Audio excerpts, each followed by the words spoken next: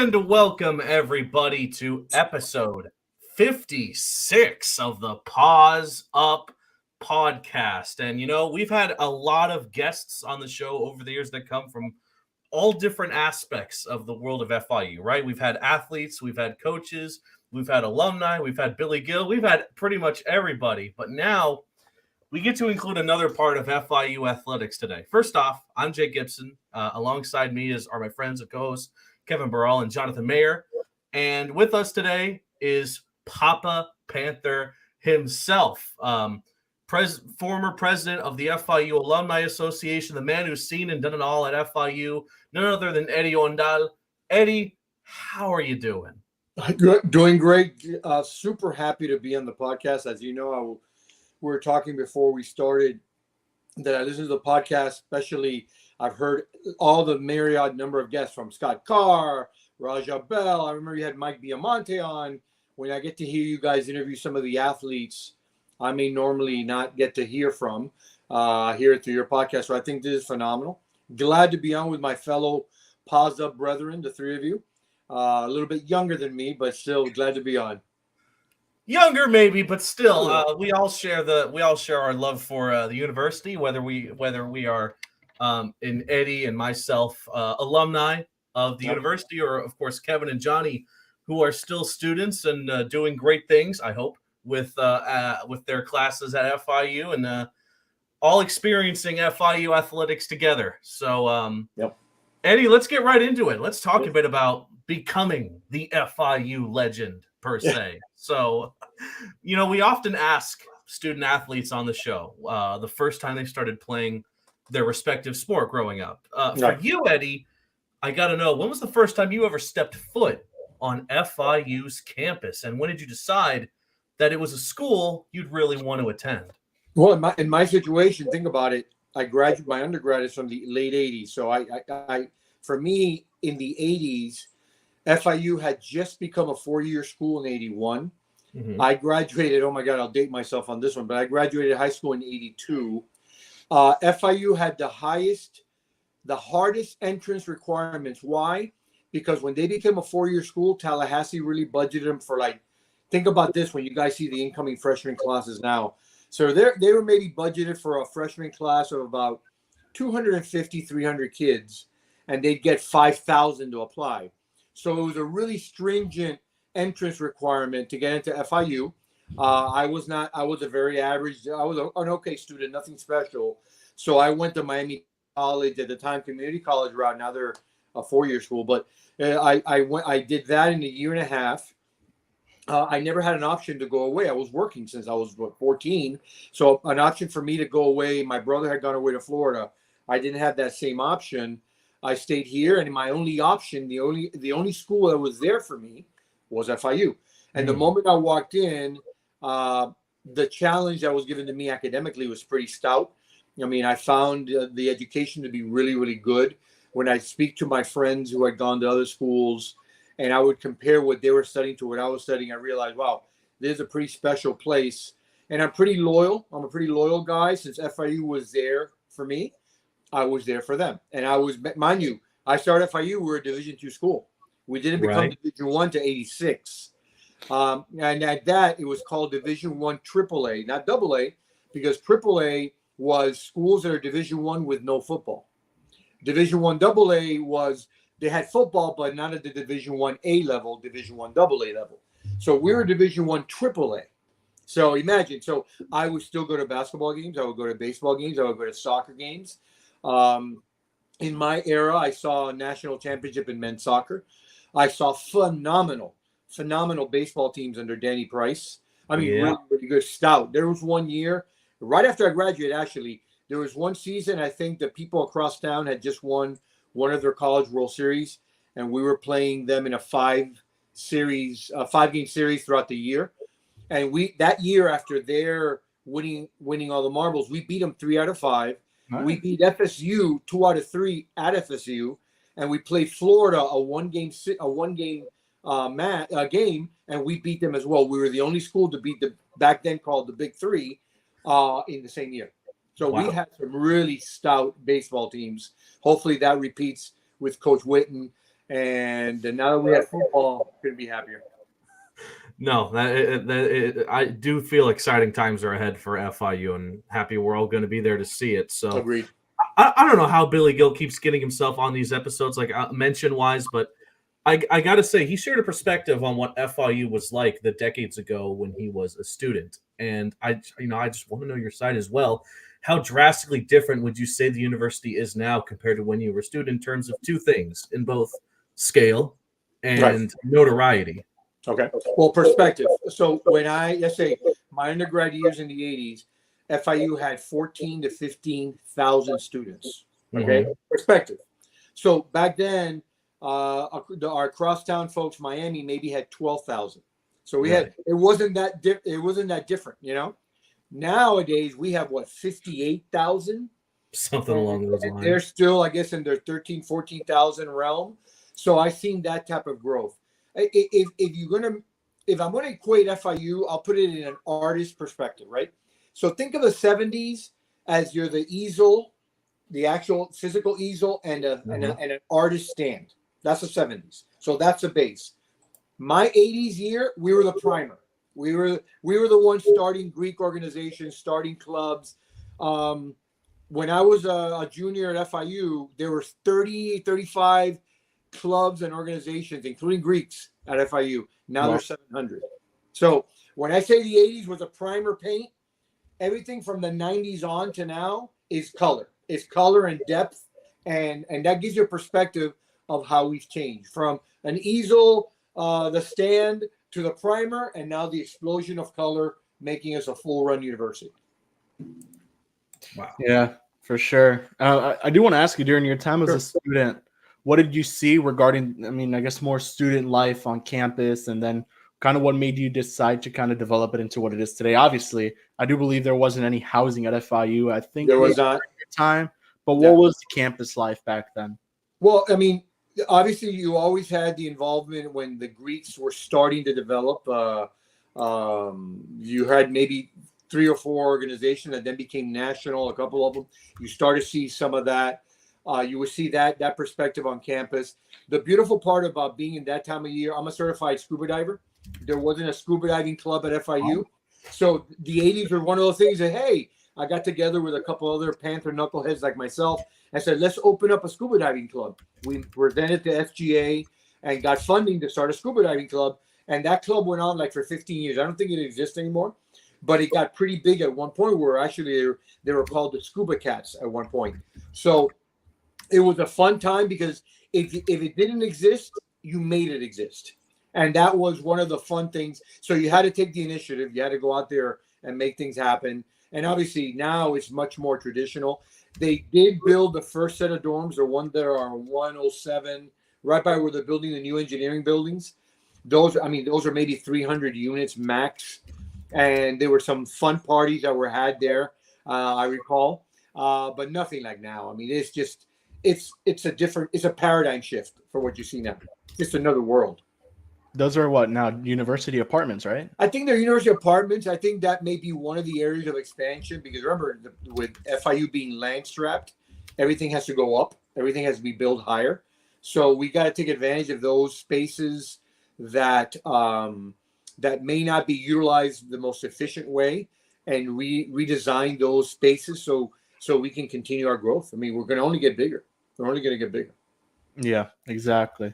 I want to ask you, obviously you go through your time at FIU and you end up becoming the president of the Alumni Association. Just how proud of you are you just looking back at your time as the president and what it's turned into now? You have the Paws Up tour. You guys went all the way to Orlando. I know when they faced UConn, the football team went up against UConn. There was an alumni event over there. I mean, the Alumni Association has grown into one big of the time at FIU. Big time. I'll tell you. One of my most proudest things about this university of what we've done is the fact that I'm a little older, but the fact that, and we were talking about before, the fact that I'm a member of about 3 or 4 different chat groups that are made up of pretty substantial group of alumni, many of which are very successful. And we talk about FIU sports and all things FIU. And I see myself in a network of professionals that all share the same passion of FIU that I have. from a time when I first got involved with the Alumni Association, when I was pretty much the only dude screaming from the mountaintops about FIU, at a time where, again, we didn't have football, we didn't have a law school, we didn't have a medical school, and you didn't have that enthusiasm, that zealotry that I've always had. And now to see so many others beside myself that join me in that, pushing the FIU brand throughout not only South Florida but throughout. I mean, I know folks that live in other cities, Chicago, Indianapolis. My company that I work for is based out of Indianapolis, and I have alumni that live there, and they're always repping the FIU swag when they go around. They have that pride, and now we have chapters all over the country. The development of the Alumni Association now under Sarah, who's a phenomenal alumni director, is just great things to see. It's only going to get better, by the way. Yeah, and obviously there's another event next Wednesday at Funky Moon in Broward. So hopefully everyone can come out for the Paws Up tour. But one I want to ask you, and you have it in your title, Papa Panther. That's an unbelievable nickname to have. I want to know, how did you get that nickname, that moniker, and kind of it's been sticking to you, till now. So again, I was a member of the board of the Alumni Association back. I mean, literally when I graduated my undergrad in '87, by 1988, by 1989, I was already involved with the university, and they asked me to be on the board. And back then I was only 24, 25 years old, and I was asked to be on the board. That job eventually became that position, was a volunteer on the board. Eventually, when the position of alumni director opened up, I literally had a career change. I was in IT.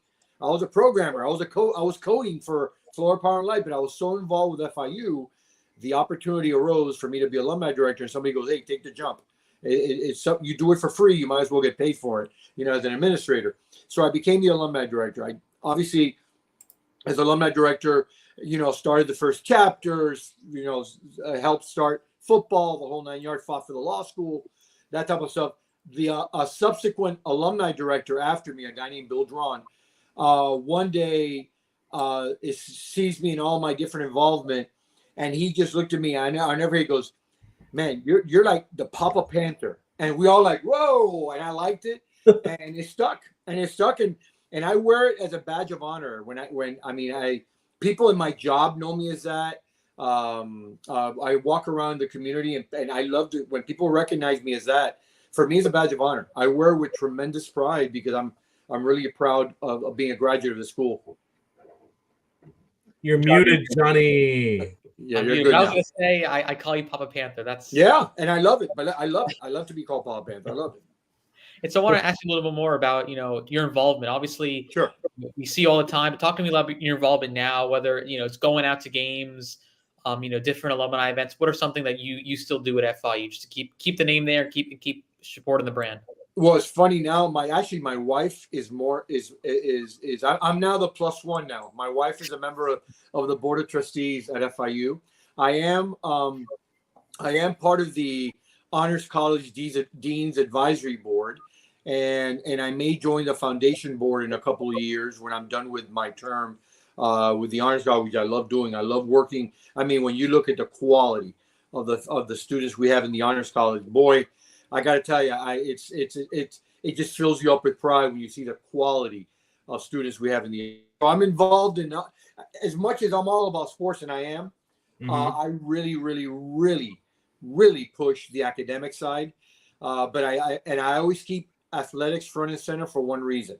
Athletics, at the end of the day, could be a major branding tool for the university. Example: if the four of us were to walk around and talk to a bunch of college sports fans, and ask them just general, what do you think of? Do you think UCF or FAU is a more developed university than FIU? I would say most people, because of their success, UCF in football and that little run FAU had in the Final Four. Yeah. A lot of people say, yeah, they've got to be ahead of you guys. I go, well, academically, no, they're not.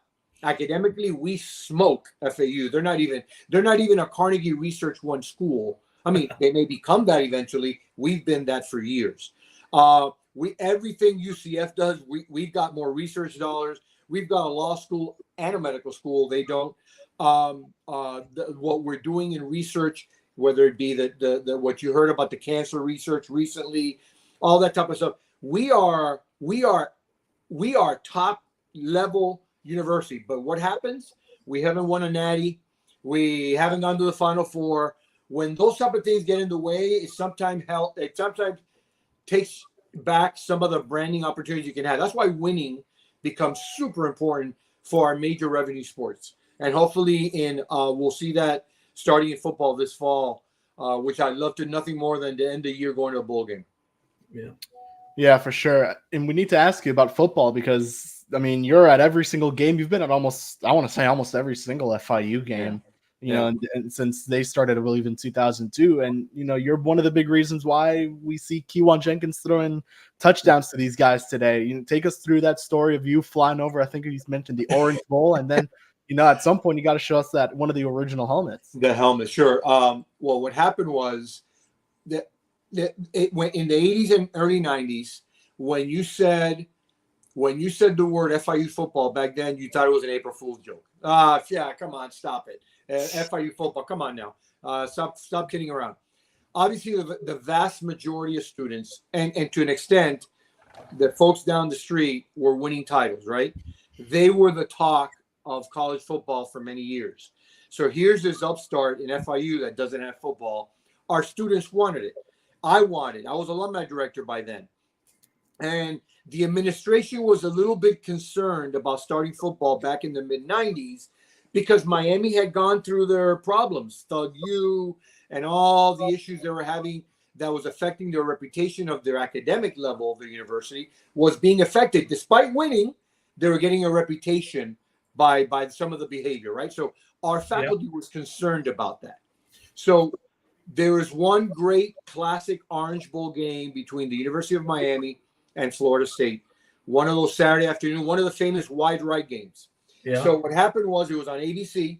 And back then, again, this is before 9/11 when you can fly a plane, as you remember, you know those planes you see down the beach that advertise a club in South Beach or something. Back in the day, you can fly those around a football stadium and just advertise, right? So had I done it with Alumni Affairs funds, in other words, my funds, President Mitch Maydick at the time, who was the president of FIU, would have fired me, right? Because we didn't have football.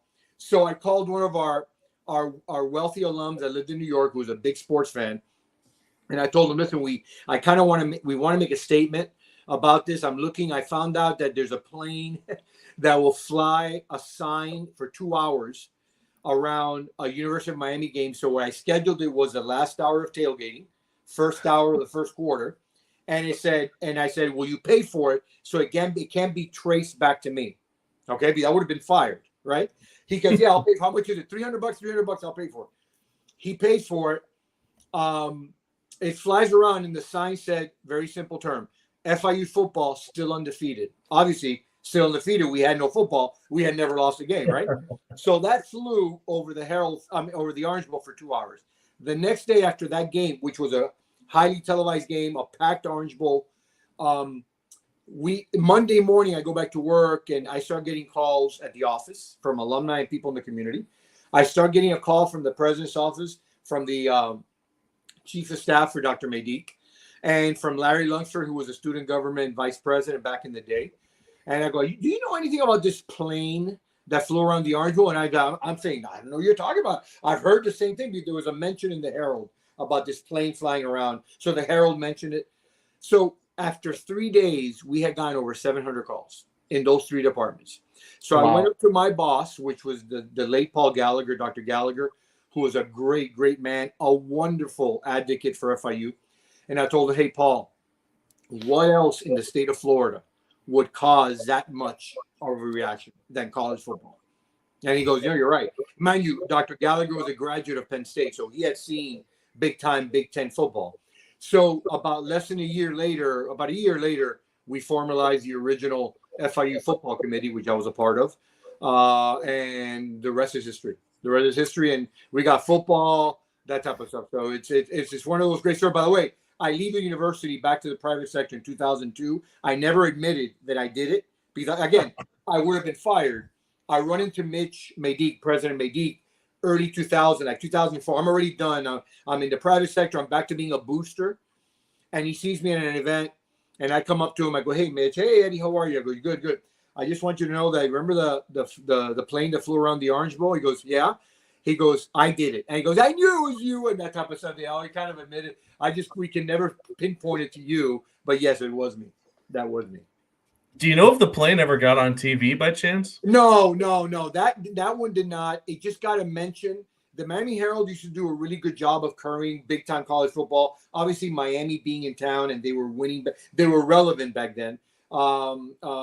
They would get full page coverage, and they had a segment of their article that said strange sightings, and in strange sightings, an airplane flew by saying FIU football still undefeated, and that kind of like that got more attention. So we got a little bit of attention.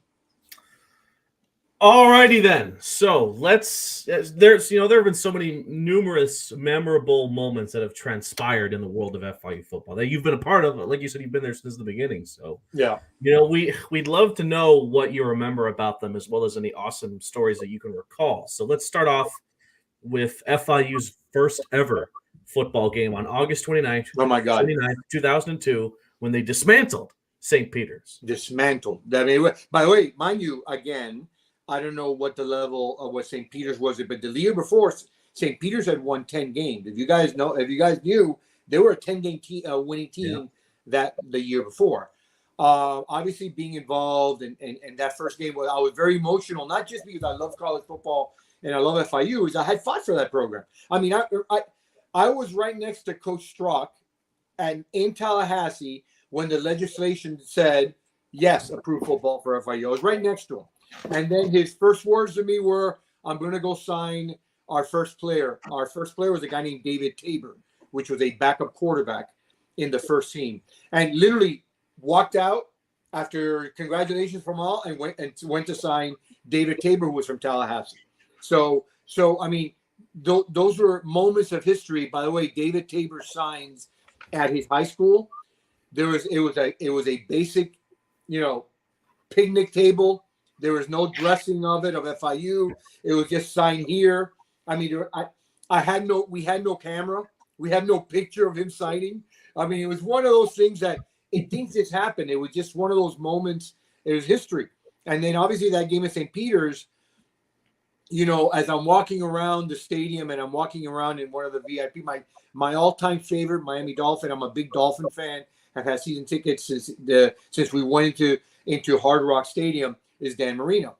And I'm walking around and as we're in the tailgate tent, Marino walks in, and I thought you would have thought I had seen God or something. I was like, I couldn't believe Dan Marino, who was a donor, who was one of our football founders, was in our game.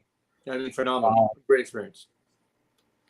And by the way, to capitalize off of that, because it's very convenient, you mentioned Dan Marino. Yeah. This was my dad's media credential for that game, and look who he got to sign it right there.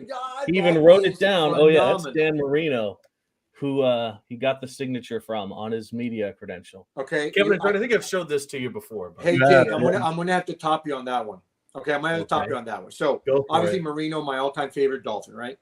Don Strzok and I, which we became real good friends. Imagine, he was a first coach, and he was officially, before we can name him a coach, he was director of operations, and I was director of development for football. So I was in charge of raising money, getting the football founders, and that type of stuff, whatever. So he knew not only was I a big Dolphin fan, I was a big Marino fan. Him and Marino are real tight. He's the godson of one of Marino's sons, Don Strzok is, right? So Marino came over to visit at the football offices. Mind you, the football offices were trailers. This is before we had the field house. Our football coaches were in trailers, right? So his secretary, Don, calls, had his secretary call me, goes, "Have Eddie Hondal come over here." I said, okay, he must have called me. He wants to, whatever, go over some strategy for fundraising or whatever. So I come from across campus. I was in my office back then was in the PC building, which I guess is called now the Charles Perry building. Right? Primera Casa, which I think the Perry building now, whatever. Well, that building. Well, so I'm in that office. So I, go over to the football trailers, and I see the secretary smiling when I walk in, and I walk into Don's office. In Don's office, Dan Marino's sitting there. And for the next 2 hours, we talked nothing but football, Dolphin football. And I was a typical fan. Hey, Dan, I remember when you threw 3 touchdown passes to Mark Lane. Just the 3 of us chit-chatting for 2 hours. Wow. One of those great moments that I'll never forget. That's Phenomenal. Cool. That's amazing. Phenomenal.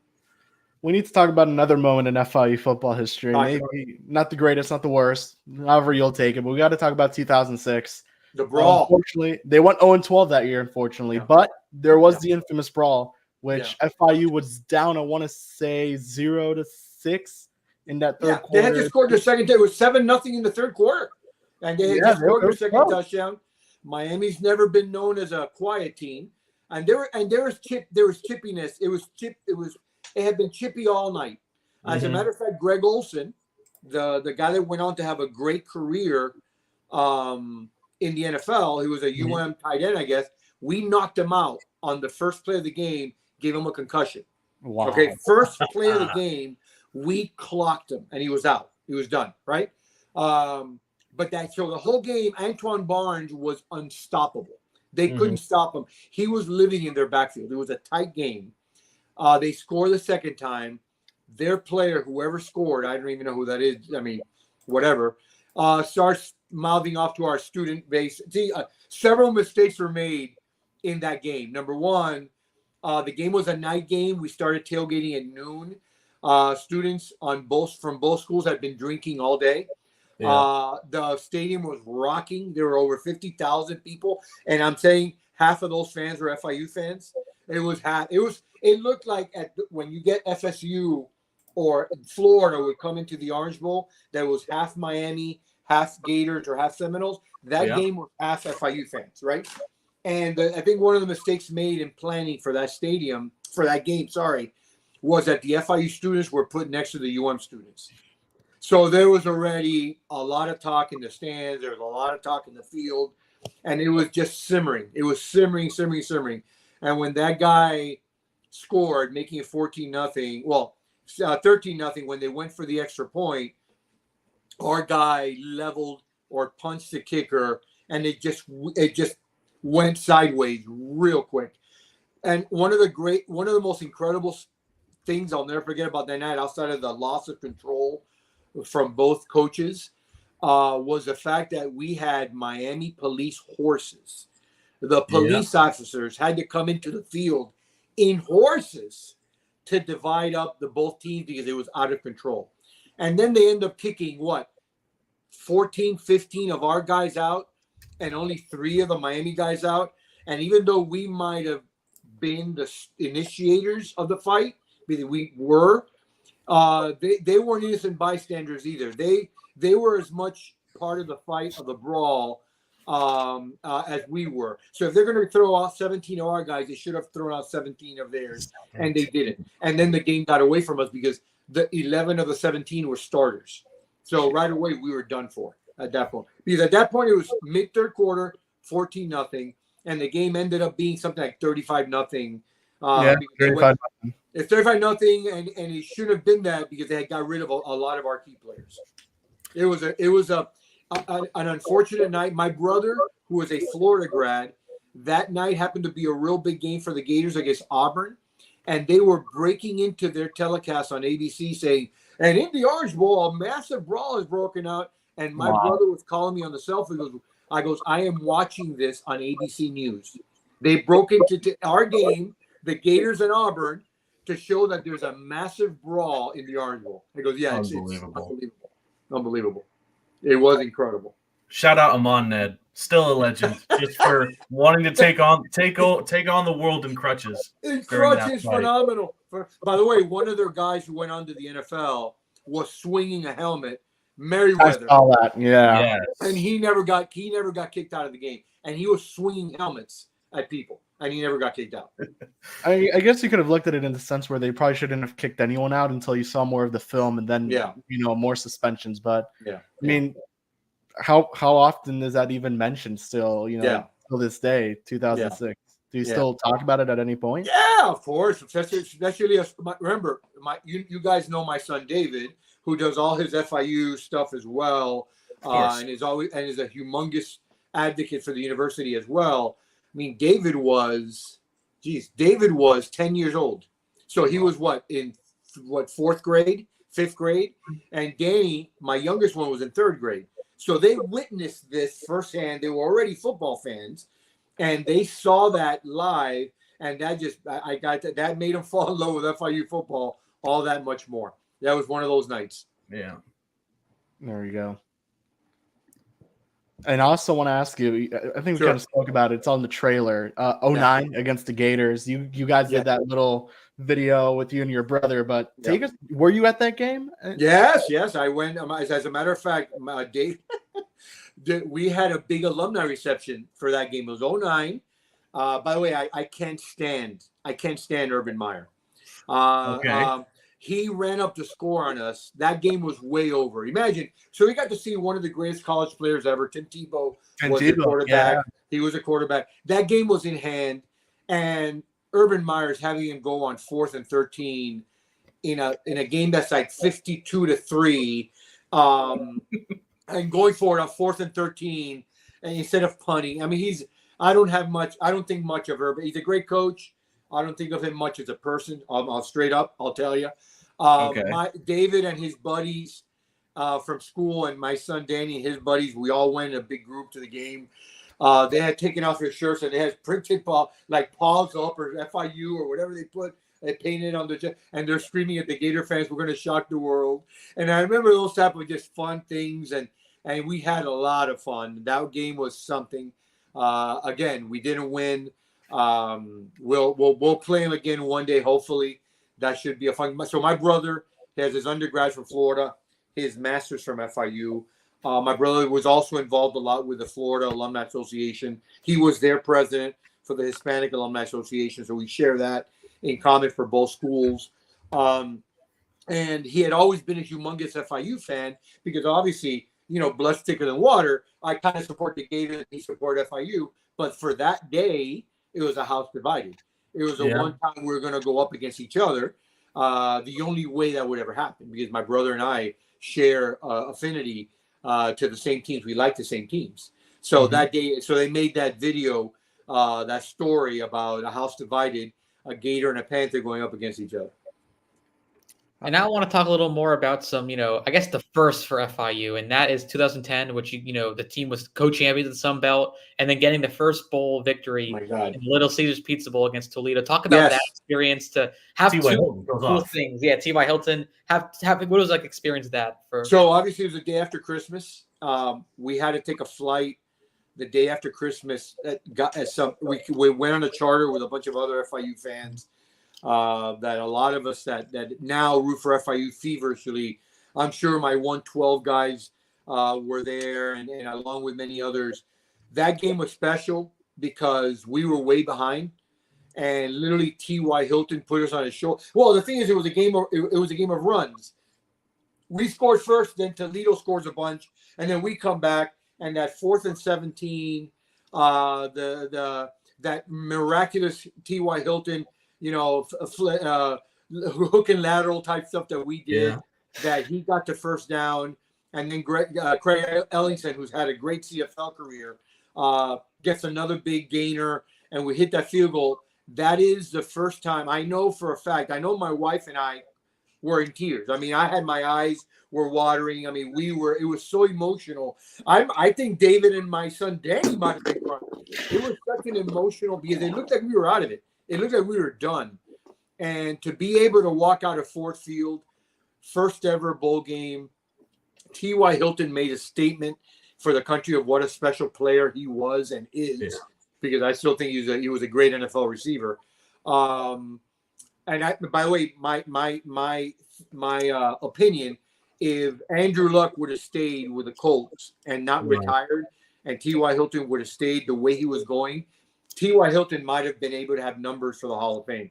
I don't think he doesn't have them now. He's a very good NFL receiver. He's a very good one, but not at that level. But had Andrew Luck, which him and Andrew were one of the top connections in the league, I think T.Y. would have had himself an NFL career. But yeah, that game was phenomenal, never to be forgotten. I still see the highlights when I need a booster. Every once in a while, having a bad day at work, I'll put in that Little Caesars highlight bowl and Ty taking it to the house on that kickoff. Phenomenal memories. And it was cold as heck. It was freezing. Of course. Detroit in December. Never forget it. By the way, we were the only game on TV. The only game. There was no NFL game, and we were one of the first bowl games of the season. There was no other game to be seen. So the viewing of that game was great, and we got great. And we go back to the branding issue we talked about earlier about UCF and all that stuff. The advantages of winning is what it does for the university. I'm sure if you can measure clicks on people looking into our university after that night, it probably boomed. Yeah, easily, 100%. Yeah. And another bowl victory we had in recent time is 2018, where the team went to the Bahamas. Yes. Get another victory against Toledo. Anthony Jones had a great game. Oh there. my God, yes. Yeah. Unbelievable story. But talk a lot, Bill, about that. Another bowl. Well, victory. remember that game? We were with our backup quarterback. Yeah, Christian. Right. Okay.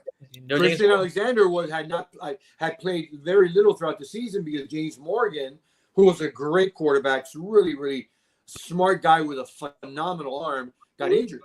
And he couldn't play. So you're flying to the Bahamas going, oh my God. And Toledo wasn't a bad team. Funny that our 2 bowl game victories have been against Toledo, the Irish. And Christian Alexander had himself a game. Anthony Jones had himself a game. Again, another back and forth. The stadium was kind of great because it was kind of a soccer field, track field type thing. People were getting in late from flights, and they were just letting him come into the game with their luggage. One of my fraternity brothers, J.C. Alexander, literally got there late at the beginning of the game, didn't even go to the hotel. He literally walked into the stadium with his luggage. And he went to the FIU. We have pictures of him holding his luggage like this at the game saying, I'm here, and so people were walking in, FIU fans, with their luggage into the game. Wow. Phenomenal experience. Jake, pull up the GIF of that game. Yeah. If I can find it, the one that you're in, the one of the popular gift that they use that's on my socials. dad. By the way, David, Danny, myself, I think is Mike Hernandez and Mike Mayer, other FIU zealots that were there and part of that gift. Yes. And I'm sure you look up in the history of that game, there's a picture of what the guys holding up the luggage. What stadium in the U.S. would allow you to walk in with luggage? None. You got to walk in with a clear plastic purse. These guys were walking in with luggage. It was phenomenal.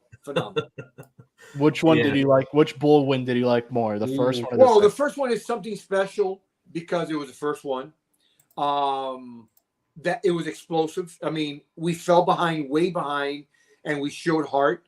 I think we were a more athletic team than Toledo. Toledo had a better structure. But there you go. There's a gift. There's my bullets. Yeah. Oh, by the way, you see the flag? There it is. I'm always, whenever I travel the world. There it is. There it is. Look, there it is. Whenever I travel, I'm blessed that I can travel a lot. My wife and I travel a lot. And one of the things I do, this little flag goes with me anywhere. So this has been Australia, Europe, you name it, South America, wherever I travel, that flag goes with me. And putting the I in international, I see. Oh yeah, of course. And I do it in like the most.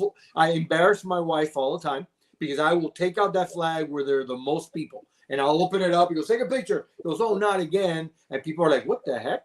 But oftentimes I've had to explain what FIU is. But it's even nicer nowadays when people recognize what FIU is. People have come up to me all around the world, more domestically. And they go, wow, FIU, yeah, I have a friend or my brother or that type of stuff has a connection to the university. They know what it is.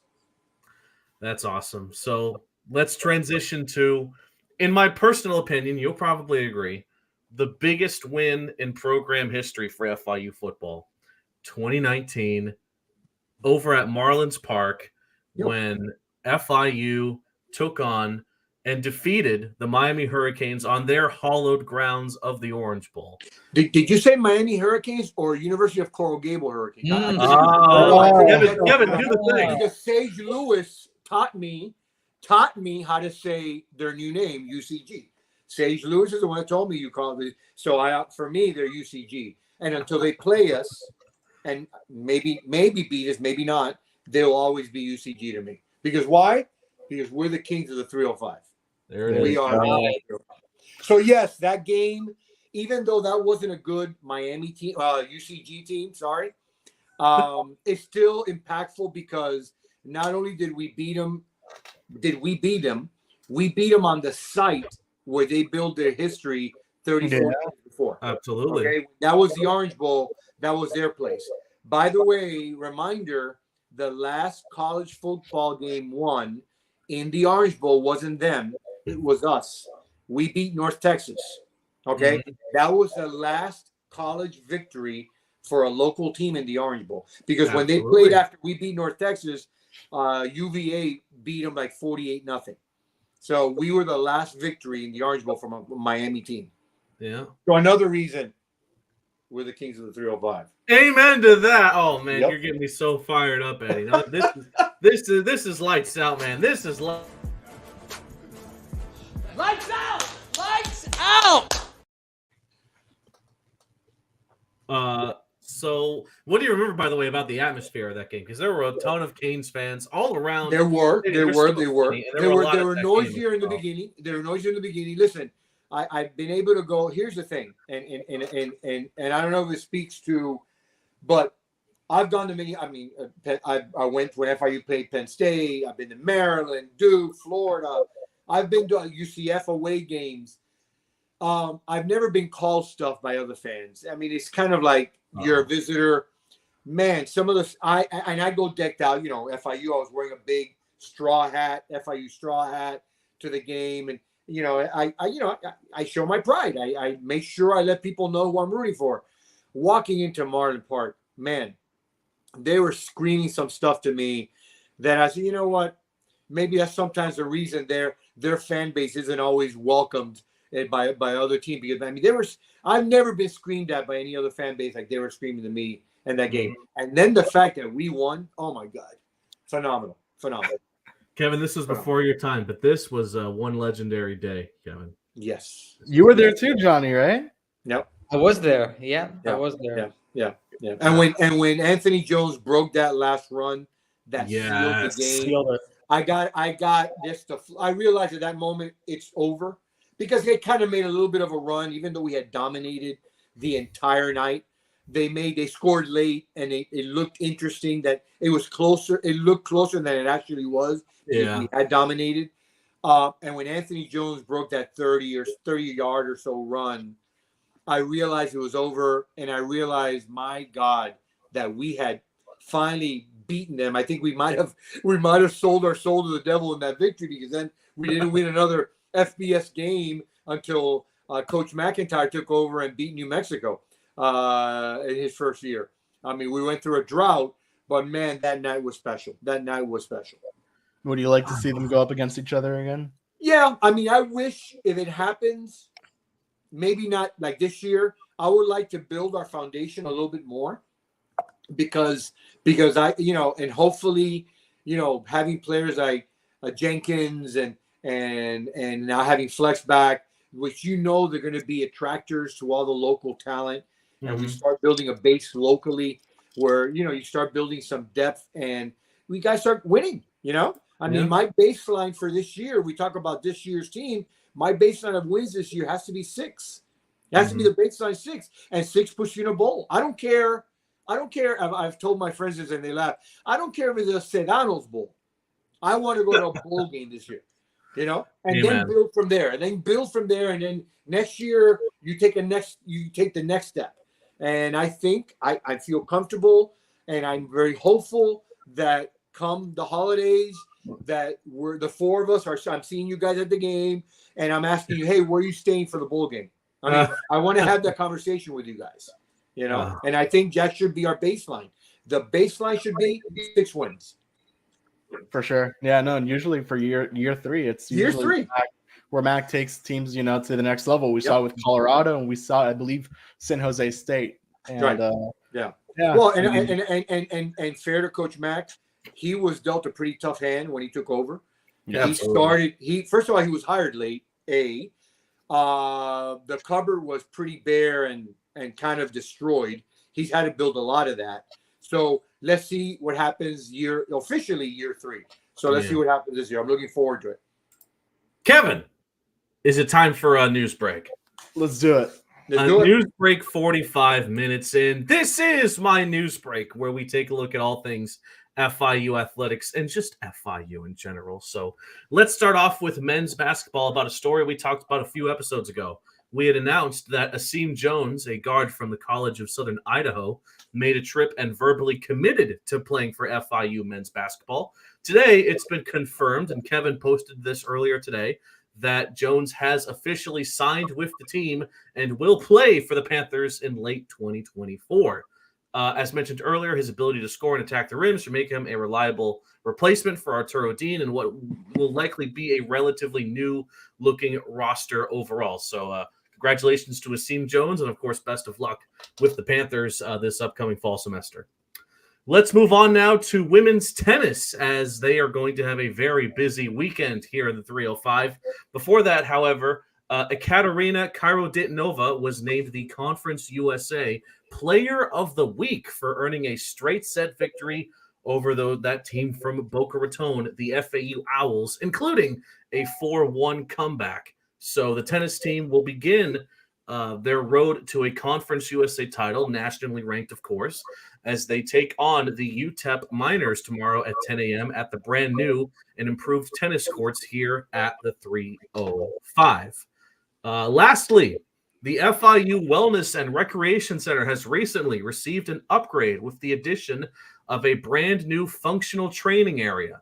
The new space was designed for holistic fitness and will be made in part with the assistance of the SGA. The new area features Airdyne bikes, rowers, Bulgarian bags, Plyo soft boxes, pace clocks, and even more equipment, along with a completely rebranded look. Much like the rest of the rec center, students who live on campus can check it out at no extra charge. So something to keep in mind if you're a student at the rec center. That was your look at Newsbreak. So let's get right back into this talk about football, Eddie. Let's do it. The modern day look of the Panthers. The spring showcase was only a few days ago now. We got to see a little bit, just a sneak preview of what the 2024 FIU Panthers will look like. In your eyes, you had mentioned Jenkins and Flex Joseph. Aside from them, what else are you really interested to see about this team? We need to get Jenkins more protection. I think we need the O-line. After, imagine, last year they had injuries and they were a little bit thin in the fact that they were young. We were at the spring showcase, and I was with my 112 guys were with me, and the smarter one of the two Artola brothers, which is Lloyd, agrees with me that they look bigger. Chia, on the other hand, did not agree with me, and he said the reason they look bigger is that we were smaller, in reference to my age. So there you go. So, but to me, they look bigger. Now, what happens is I think we have a very talented running back room. I think we have a very talented QB1. Yep. And you need to protect both of them.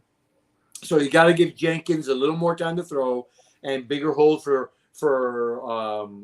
Flex and Shamari and all those guys to be running through.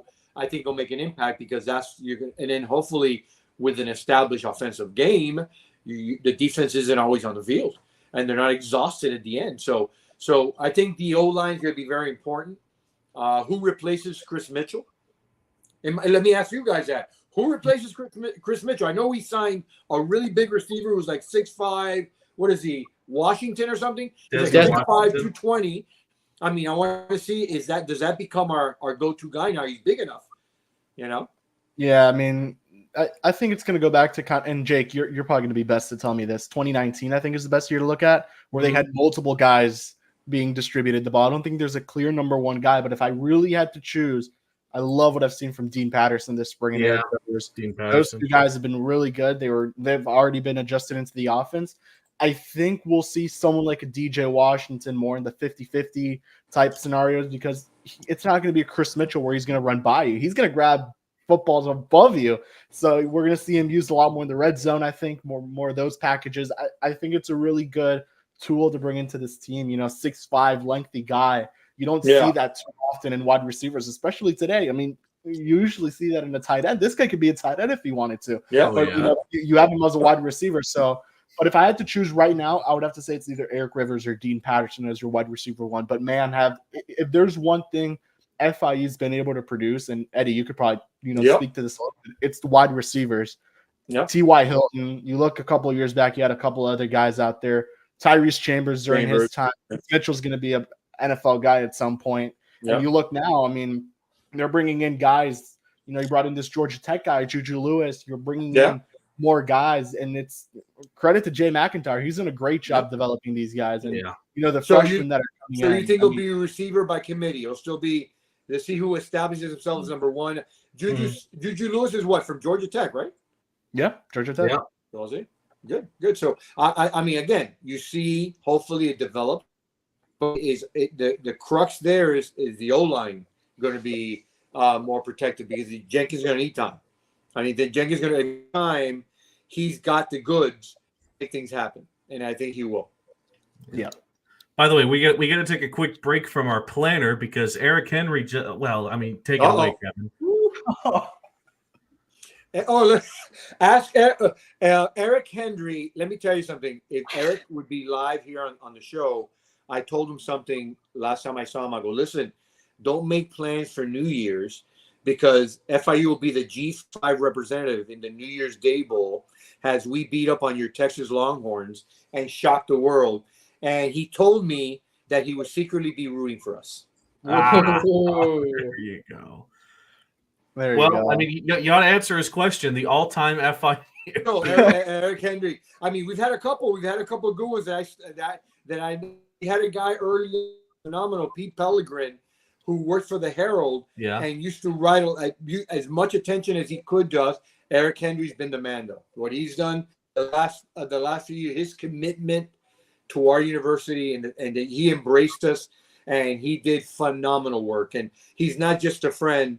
I think he's a phenomenal writer, and I think he does. I follow his stuff in Texas just because of him. Paws Up podcast legend, by the way, a two-time, two appearances. Yes. Yep. Yeah, he's been great. Eric is by far one of the best beat writers out there, and he was great for FIU. He kept everyone informed. I do want to ask you, how did Section 112 become a thing? It's funny that you're going to have to ask Chia and Lloyd and Danny Dennis and all the guys that make up that group, but they're a phenomenal group of fans. They will tell you how they feel. Whether you want to hear it or not, they're going to tell you how they feel.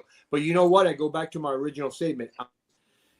Being the older guy, I was here when I was the only one yelling, okay? To have guys like that, every team needs guys like that. You need fans like that all the time, right? So I really enjoy hanging out with them and talking. They know they're so knowledgeable on the football program and whatnot that I learn a lot from them.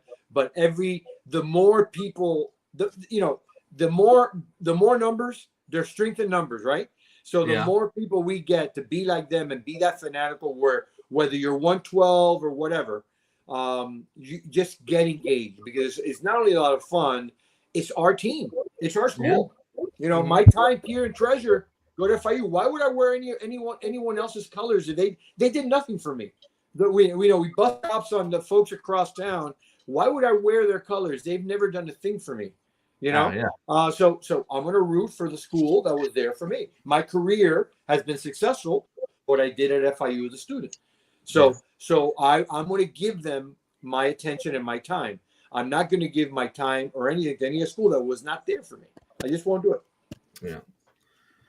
And I really want to talk to you about, Eddie, is just now the future and the present day of FIU athletics. And obviously that starts with, the man that runs it all, athletic director Scott Carr, who has done so much great things with trying to increase the FIU brand and promote the athletics as a whole. Talk a little about what you've liked so far about Scott now and really what has been, 2.5 years that he's been here at FIU, really what he's done to really just change the way FIU athletics is. Oh, well, I mean, shouts out. I mean, Scott Carr has been a godsend for us. And I say that because there's no secret here that I was not a fan of the prior administration. Right. I think that the prior administration was 15 years too long, in my opinion. So I was not a fan. And I'll tell anyone that wants to hear it why I'm not a fan. But looking forward, when we hired Scott Carr, and my first conversation with him was, I realized we had the right guy in charge. I mean, and all he's done is done nothing but a lot of positive things. Now, it takes time.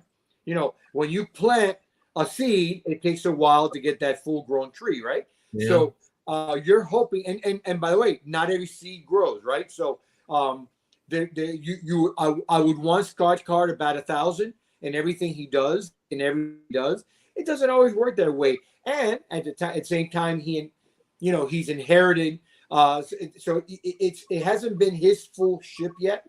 So, but from what I've seen so far, and the attention he gives the athletics, and the energy he brings, and his engagement with alumni, with the community, oh my God! I mean, night and day. I couldn't be happier.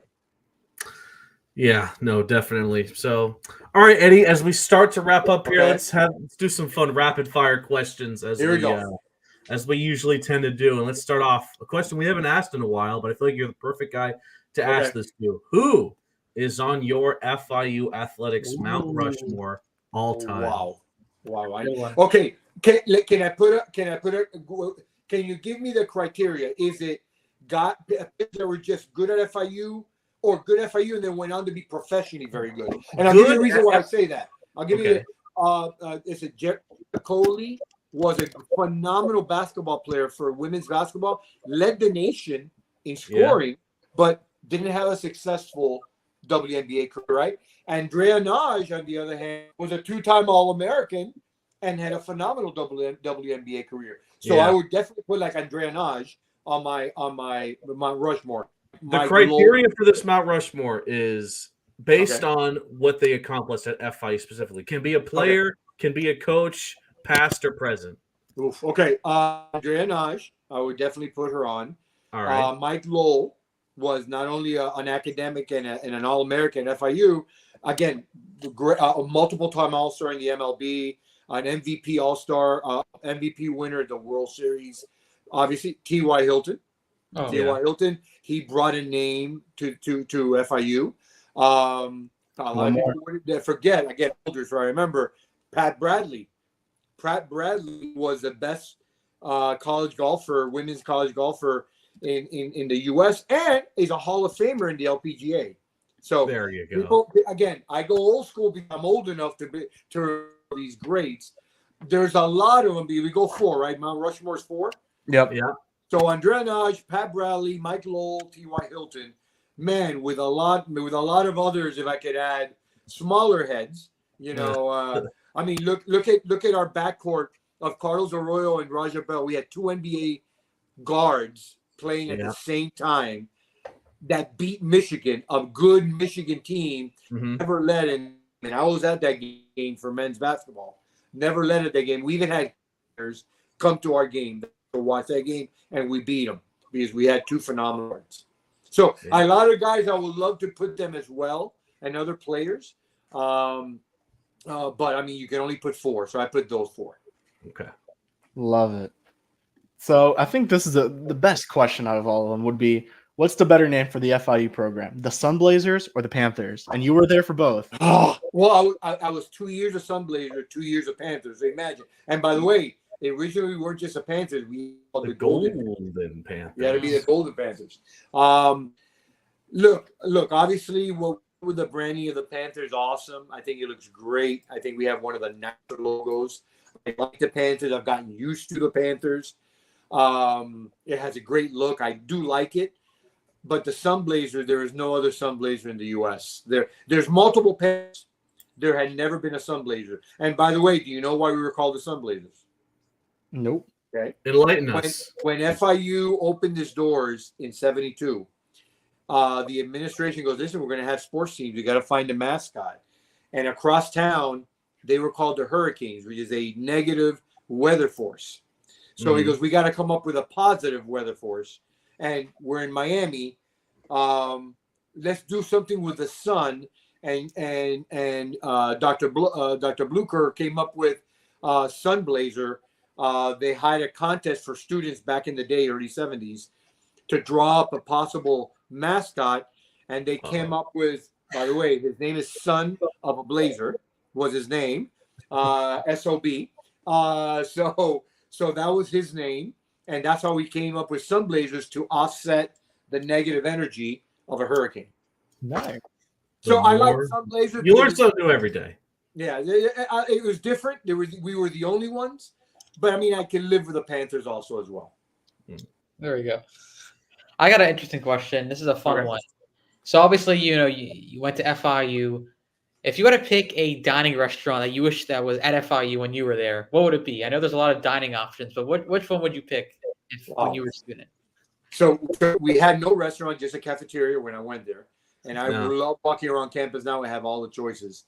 Man, if they would have had a cajeta, if they would have had, man, I love Italian food. If we would have a non-UM big cheese with the FIU branding instead of their branding, I would take a big cheese. I like their food. Even though I try not to eat there because I can't. I get a rash with all the memorabilia. Yeah, so I order, take it out, hold my breath, pick it up, and go home. So, and by the way, when I go there, I'm wearing this all the time. Oh, amen.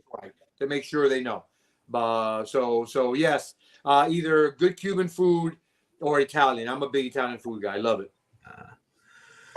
All right. Well, you had mentioned this before the show began, and I feel like we need you to show it off. The prototype blue FIU football helmet. What's the context to it, and how do you have one right now? So after we flew the plane flew, energy picked up. We created a committee.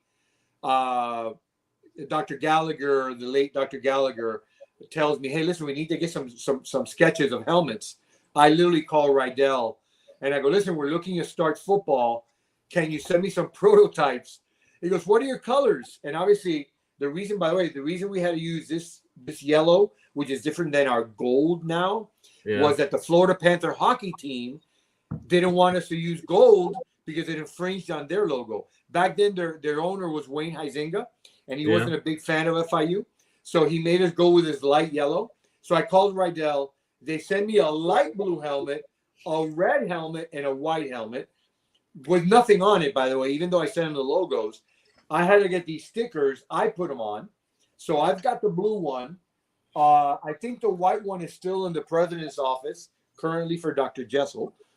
And I would say maybe the late Dr. Gallagher's family still has the red one. So there are only 3 made. So these were the first 3 helmet prototypes ever made for FIU football. Wow. I saw you have more helmets too. The what? Oh my God! Jeez, are you kidding me? Hold on. I've got my man Danny Moss, the Macy's phenomenal helmets. I got this one. I got so many of them. I got this one, obviously.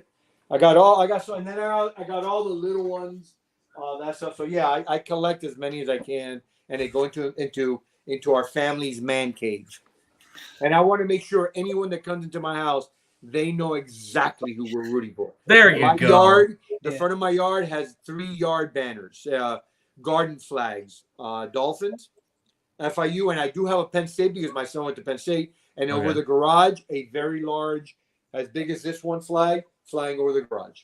So everyone in my neighborhood knows exactly who we're rooting for and makes no illusion that I'm rooting for anyone else. I love it. Do you still talk to Don Strock? I haven't seen Don in a long. I think they brought him back for a game a couple of years ago, and him and I had a nice chat when he came back. I think he still works, my understanding, for the Mikasukis.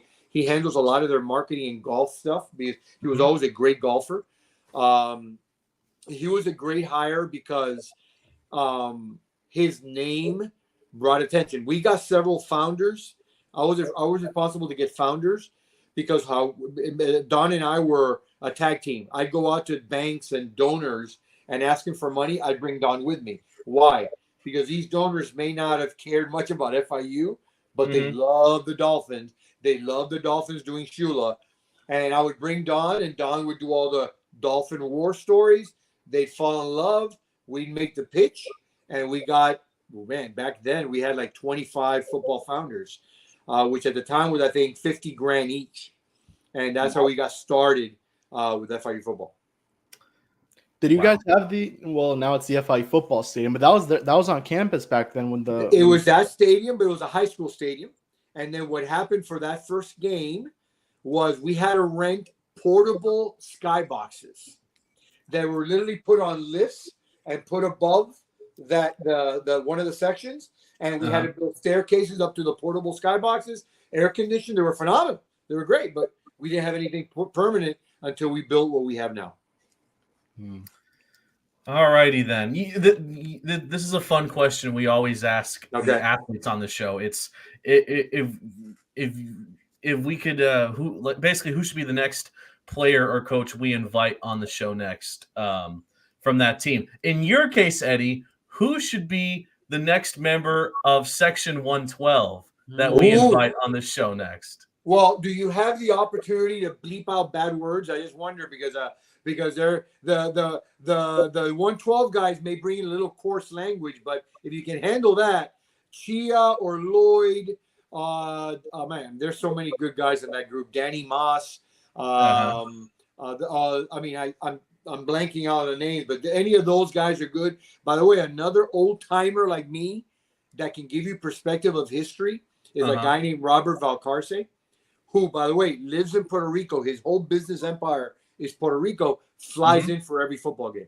Wow. Will fly in for basketball games and big baseball games. This is a true savant of FIU sports. He knows it all. As a matter of fact, we're in a chat together. Now that we signed his basketball players. You guys announced it a little while ago. Yeah. I got on that chat. I go, hey, Robert, any information on this guy? Because if anyone will find, he's on all the recruiting things.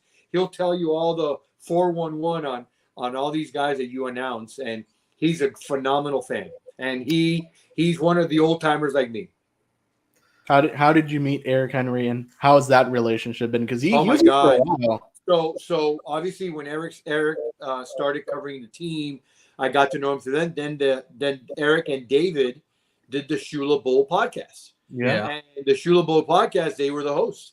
And that's where we really became close, because at the time we would have one guy from FAU and David from FIU, and Eric would be the moderator between the discussions, right?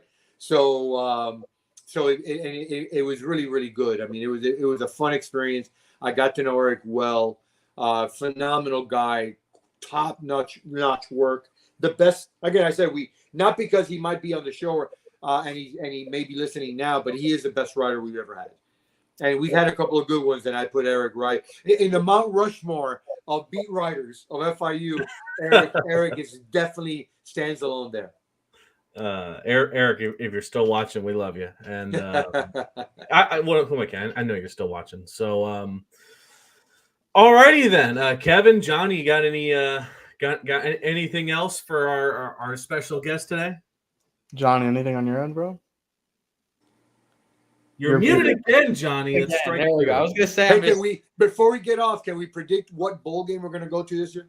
Ooh. I would love Bahamas Bowl. I would love to go Is it still a thing? Didn't they stop it? Didn't they stop the Bahamas Bowl? Well, for 1 year, because they're renovating. So I think it's going back to the Bahamas again. Oh, okay. It was. So Kevin wants the Bahamas Bowl. Jake, what do you want? Bahamas Bowl too. I want to go to the Bahamas and watch a football game. Are you kidding me? That sounds super awesome. But I mean, the Cure Bowl in Orlando would also be good, because it'd be a pretty quick road trip up there to watch them. So I'd be down for that as well. Okay, Jonathan, how about you? What do you hear mine? How about you, Jonathan? Ooh, I mean, there's so many. I would say the one that's in New Orleans looks like a fun one. Oh yeah, you're right.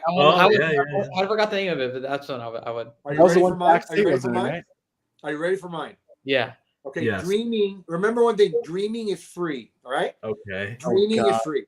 So I would like nothing more, because I know members of the Orange Bowl committee, for FIU to be that G5 school that makes it to a major bowl.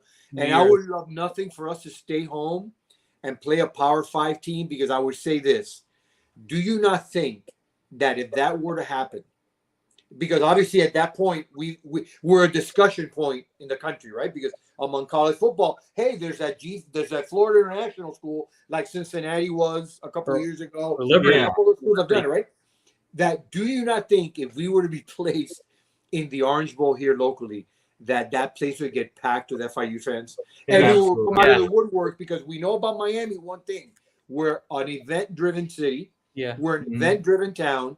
You would even attract people who didn't even go to FIU that want to be part of what's happening at FIU. So that's my dreaming is free dream, is to go to the Orange Bowl. And play. So Eric Henry has to come visit us. There we go. He should come soon. Yeah. Let me top you. We should be an Orange Bowl of Miami versus UM or UCG. UCG, you mean? I don't know who UM is. That would be something. Oh, that would be nuts. They'd have to get a lot of security for that one. Yeah. Yeah, the security would be insane. Oh, man. That would be great. All righty then, Eddie. Again, we can't thank you enough for spending, over an hour just talking with us about FIU athletics. And again, as we always do towards the latter end of the show, if you have anything, you want to say to the fans, to FIU, to anyone, the floor is yours. Well, I would say this to all the Panther brethren or Sunblazer brethren, being that that I could reach out to the older crowd. Get involved with your university. I know it's easy to follow an established team and pick your Power 5 team of choice, but there you tend to be another brick on the wall. You're just another one of many fans, where at FIU, you're part of building a foundation of support. When you look at all those teams that people like to root for because it's easy, that was built on a foundation of folks that are doing what you guys are doing, what the 112 guys are doing, what all of us that are involved, whether it be my Sigat brothers or anybody else from anywhere trying to build up FIU. It took a group of us to get involved, make a difference. The winning will come. The winning we will see, and it'll make it all the much more fun because it is our university. It's our school, the one we love. Paws up, all of us. Absolutely. So, all righty. Again, Eddie, thanks so much for spending some time with us today. Thanks for inviting me. A pleasure. It was absolutely our pleasure. So, again, we're going to have another awesome episode lined up next week. Already got a guest. Should be a good one. And, we're getting closer to football season. So, all right. Keep an eye out for some football articles and other football content. So, look forward to it. For Kevin, for Johnny, and, of course, for Papa Panther, I'm Jake Gibson saying so long and paws up.